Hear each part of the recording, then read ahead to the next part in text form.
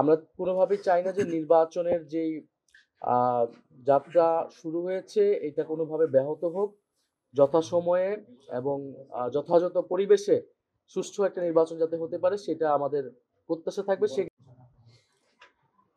তফসিল তারা আমাদেরকে সুস্পষ্টভাবে জানায়নি, যে যেটা তারা মিডিয়াতে বলেছে যে হয়তো আগামী 1-2 সপ্তাহের মধ্যে তারা দিবে। আমরা বলেছি যে বিদ্যমান যে রাজনৈতিক পরিস্থিতি সেই পরিস্থিতি বিবেচনায় রেখেই তারা যাতে তফসিলের ঘোষণাটি দেয়। Bashundhara public school and college 2026 শিক্ষাবর্ষে ভর্তি চলছে।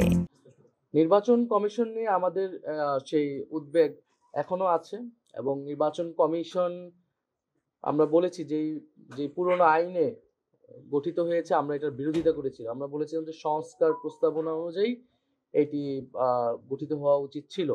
কিন্তু আমরা তো নির্বাচনের পথেও এগোতে চাই, যেহেতু বিদ্যমান বাস্তবতা অনুযায়ী সরকার এটি করেছে, আমরা এই জন্য সেটার আর কঠোর হইনি সেই বিষয়ে।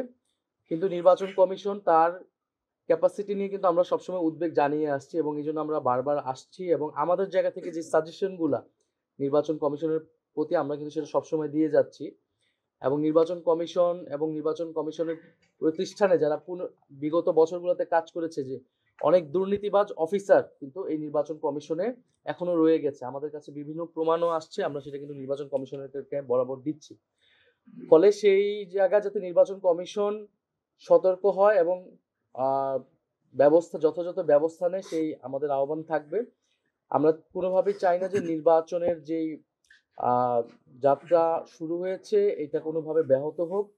যথাসময়ে এবং যথাযথ পরিবেশে সুষ্ঠু একটা নির্বাচন যাতে হতে পারে সেটা আমাদের প্রত্যাশা থাকবে। সেক্ষেত্রে আমরা সর্বাত্মকভাবে সহযোগিতা করব। তবে যদি নির্বাচন কমিশনের আমরা দেখি যে তারা পক্ষপাতিত্বমূলক আচরণ করতেছে, আমরা বিভিন্ন সময় দেখেছি, এর আগে আমরা বলেছি সুস্পষ্টভাবে, এটা যদি তারা ভবিষ্যতে করে সেক্ষেত্রে নির্বাচন কমিশনের প্রতি আমরা সম্পূর্ণ অনাস্থা দিতে বাধ্য এবং তাদের বিরুদ্ধে কিন্তু আমাদের তখন কঠোর ব্যবস্থা নিতে হবে।